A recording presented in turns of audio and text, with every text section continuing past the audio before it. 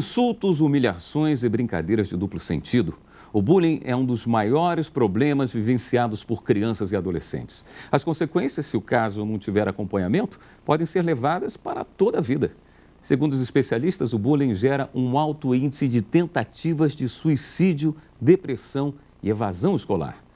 Para falar sobre esse assunto, eu recebo aqui no estúdio o advogado especialista em Direito Processual Civil, Paulo André Pedrosa, e também a psicóloga Ana Maria Albuquerque. Agora, antes de começarmos a nossa conversa, nós vamos assistir a uma reportagem produzida pela TV Justiça. O combate ao bullying é uma das questões mais estudadas e discutidas nas escolas. Planejamento didático, assistência psicológica e debate são as maiores armas dos educadores contra esta prática. Muitas vezes, esta questão não pode ser resolvida e as consequências para os alunos são ainda maiores. Em Santa Catarina, um aluno foi acusado de roubar R$ 10 da carteira de um colega e só não foi expulso da escola porque outros estudantes revelaram a farsa. O réu aproveitou que o armário do colega estava aberto e anotou o número de série de uma nota que estava dentro da carteira dele. Ele então avisou ao assistente dos alunos que havia sido furtado dentro do alojamento e que anotou o número da nota porque já havia sido vítima de furto. O ofensor, condenado a indenizar o colega, entrou com recurso no tribunal. O relator da matéria disse que o comportamento do infrator foi consciente e desleal e, por isso, passível de indenização. O bullying se caracteriza por atos de hostilidade continuados por pessoas que convivem no mesmo local. É muito discutido no meio infanto-juvenil pela falta de informação e ingenuidade contidas nas palavras das crianças. Por conta disso, caso uma criança seja acusada como autora de bullying, o pai ou responsável deverá se responsabilizar, principalmente se a acusação for levada à justiça. Este advogado explica que, além dos pais, o colégio pode ser responsabilizado caso seja comprovado que a instituição de ensino não adotou ações para evitar o problema. O Código Civil estabelece que aquele que por ação, omissão, negligência ou imprudência violar direito, mesmo que moral, deverá indenizar. Então, como a própria lei textualmente diz que o pai é responsável pelos atos dos filhos, isso já é pacificado. Mas também nós temos no Código Civil a obrigação do colégio tentar mitigar ou diminuir qualquer situação relacionada a bullying. Bom, doutor Paulo André, me permitindo, eu gostaria de começar com a doutora Ana Maria. É muito comum se ouvir pessoas comentando que o bullying existe desde que o mundo é mundo. Sim. E que as pessoas passavam por isso, fazia parte de uma iniciação, de uma aprendizagem, que ninguém se tornou que era uma brincadeira de criança, pior, né? ou mais traumatizado por conta disso. Até que ponto existe verdade nesse entendimento?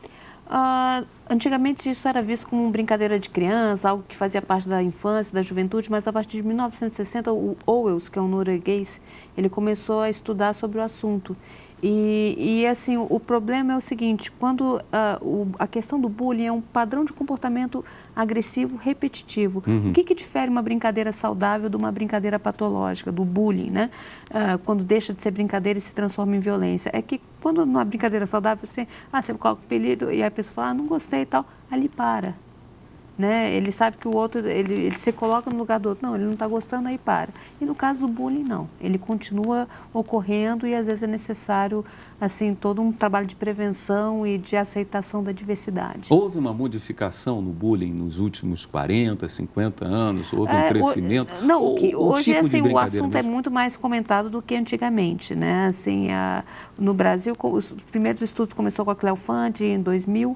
Então, assim, só que agora é muito mais debatido e as pessoas têm muito mais consciência. Mas, por outro lado, a gente tem que tomar cuidado porque muitas pessoas estão colocando como sendo bullying uma agressão pontual e não um padrão de comportamento repetitivo. Então, assim, as pessoas às vezes acham que tudo é bullying. Então, isso a gente tem que tomar cuidado porque nem tudo é bullying. O judiciário é um bom local para se resolver esses tipos de conflitos? Veja, William, o judiciário, ele não é o local mais indicado para resolver esse tipo de conflito, pelo menos num primeiro momento. A questão do bullying, ela é uma questão educacional e ela precisa ser resolvida no âmbito da escola, através de profissionais que estejam aptos a lidar com essa situação. O que ocorre é que muitas vezes isso não acontece. O problema não é resolvido nesse âmbito educacional, nesse âmbito da escola, e aí sim o judiciário precisa atuar, e aí sim você tem que levar essa questão para uma instância maior, e aí sim o Estado tem que atuar a sua força. E ele está preparado para isso? Com certeza não. Né? Como a doutora estava dizendo, a questão do bullying, apesar de já existir, desde que existem as escolas, ela vem sendo estudada há muito pouco tempo. Se você considerar que os primeiros estudos foram em 1960, no Brasil isso começa a vir a partir de 2000, você vê que é um tempo muito curto. Né?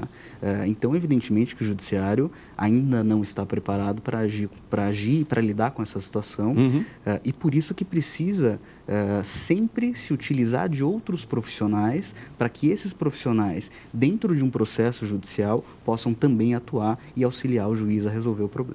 Nós falamos de educação, de responsabilidade, de onde se resolver o problema, sempre citando a escola. Até que ponto a escola é responsável e em que momento a família é que deveria limitar?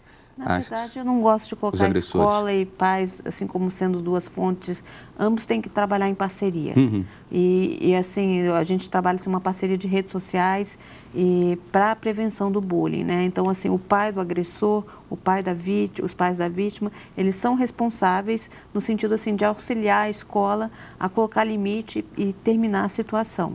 Né? Mas às vezes tem situações em que os pais também não conseguem colocar controle na criança ou no adolescente, e às vezes é necessário outras vias, como o judiciário, quando não se conseguiu a mediação de conflitos de uma outra maneira mais amigável.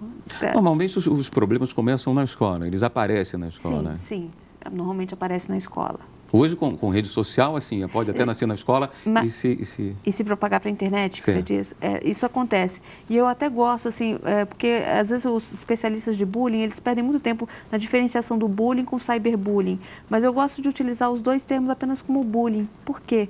Porque hoje em dia as crianças e os adolescentes estão tão conectados à internet que um fenômeno afeta o outro. O que acontece no presencial afeta no virtual, e às vezes o que acontece no virtual afeta no presencial. Por exemplo, deixa eu citar um exemplo.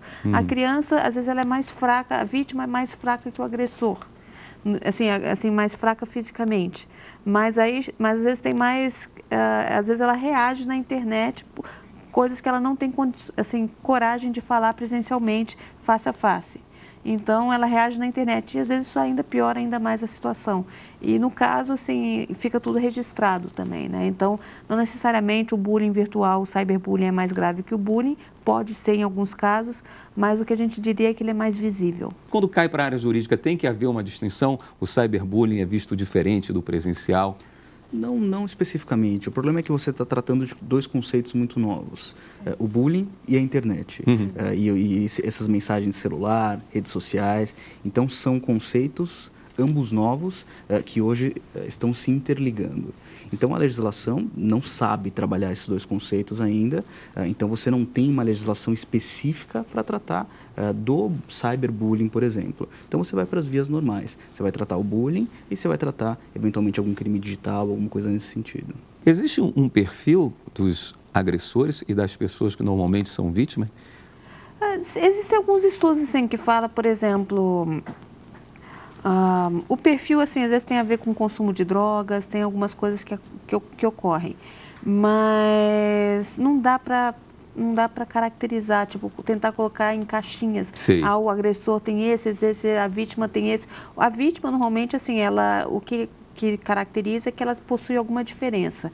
Às vezes pode ser muito gorda ou muito magra, ou algum sinal, a orelha de abano, um nariz mais avantajado, ou então assim tem a questão do talento, às vezes as crianças superdotadas que possuem um maior talento, ou então crianças com necessidades especiais, com síndrome de Down, há mais chance de sofrer bullying do que as pessoas que não possuem uma característica tão distinta que a diferencia dos demais. Mas está presente em todas as classes sociais, meninos, meninas, todas as idades? Meninos, todas as idades. Em que momento começa a aparecer o bullying? Olha, eu digo assim, mais a partir do... Assim, tem gente que fala que é desde o maternal, mas eu acho que no maternal e no jardim de infância, às vezes tem aquelas brincadeiras mais físicas, de puxar, morder e tal. Então, eu normalmente eu falo um pouquinho mais a partir dos 7, 8 anos, e não tanto muito cedo na criança, mas isso não há concordância entre os especialistas, já aviso. Vou fazer uma pergunta para a senhora imediatamente, passar para o Dr. Paulo, dentro mais ou menos da mesma linha. A gente tem observado, principalmente nos Estados Unidos, uma preocupação das pessoas agredidas de utilizarem armas de fogo, até pela facilidade que existe na obtenção, que não temos aqui no Brasil, mas para se defender e mais tarde para revidar, para agredir, causando inclusive... Os tiroteios, os massacres. Alguns casos assim mais drásticos. O massacre de Realengo, né, de 7 de abril de 2011. Sim. Que o Wellington Menezes de Oliveira, ele saiu atirando, ele era vítima de bullying, e aí teve um dia que a escola de Realengo, né, estava recebendo todos os ex-alunos para falar da sua experiência escolar, e ele começou a atirar nas crianças e matou, acho que foram...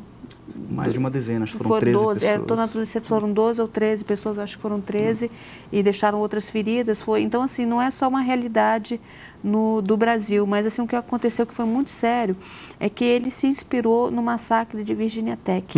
E assim, eu me preocupei muito quando divulgou os vídeos dele falando sobre o massacre e tal, porque isso são mensagens que a gente chama de waco, e é muito sério isso. Waco em inglês quer dizer louco, né?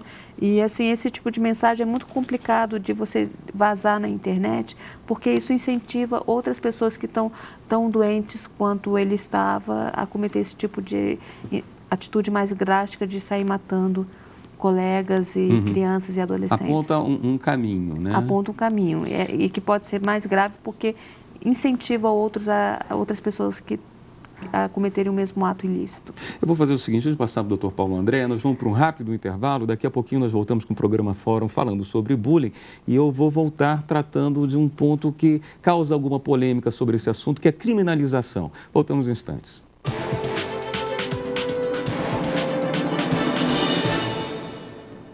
E o Fórum está de volta. Hoje estamos conversando sobre bullying, insultos, humilhações, brincadeiras de duplo sentido, enfim. Doutor Paulo André, a criminalização do bullying não é uma unanimidade, não é? Não é, e não poderia ser. A criminalização ela é um dos pontos mais controversos e hoje um dos pontos que mais se discute no novo projeto do Código Penal.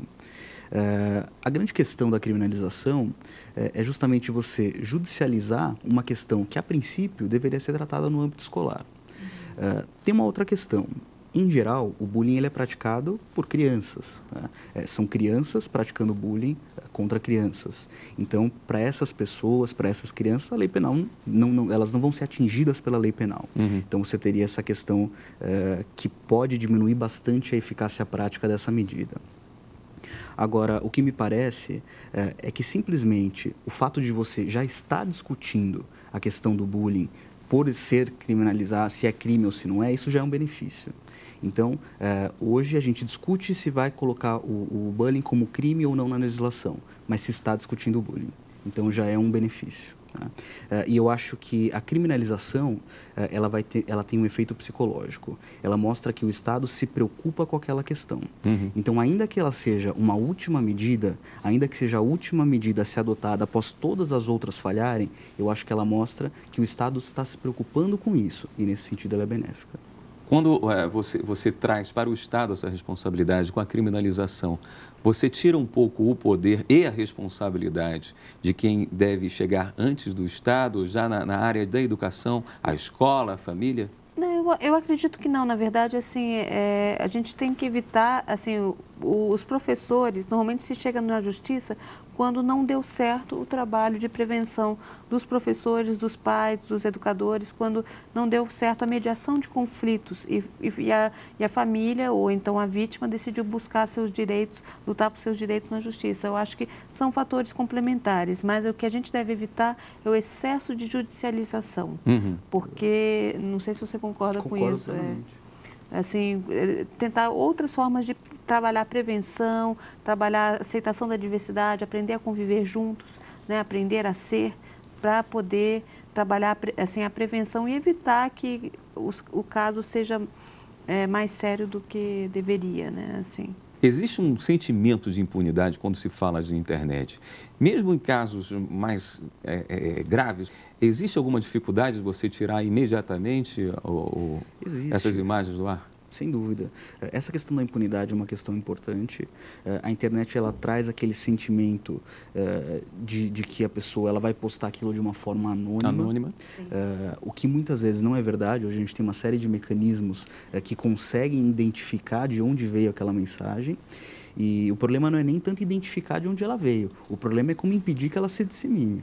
A partir do momento em que isso cai realmente na internet, e hoje você tem mecanismos espetaculares, por exemplo, aplicativos de celular, em que as imagens elas se propagam numa velocidade que antes seria inimaginável.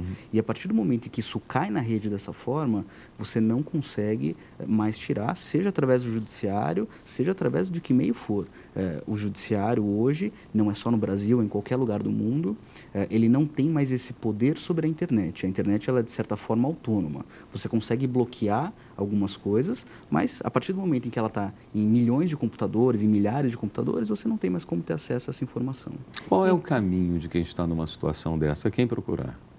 Olha, existem órgãos como a SaferNet. A SaferNet tem um canal muito interessante chamado Help Online, que é um serviço de psicologia gratuito, né, onde psicólogos acolhem as denúncias, acolhem as situações e dão uma, assim, porque muitas vezes o jovem não quer falar para o professor, não quer falar para o pai, mas sabendo que existe esse canal da SaferNet, o Help Online, ele se sente mais à vontade de falar de uma forma ética para um profissional de psicologia. Então, uma das formas é encaminhar a SaferNet, Polícia de Crimes Digitais, ou então procurar um advogado, né, e para lidar com a situação.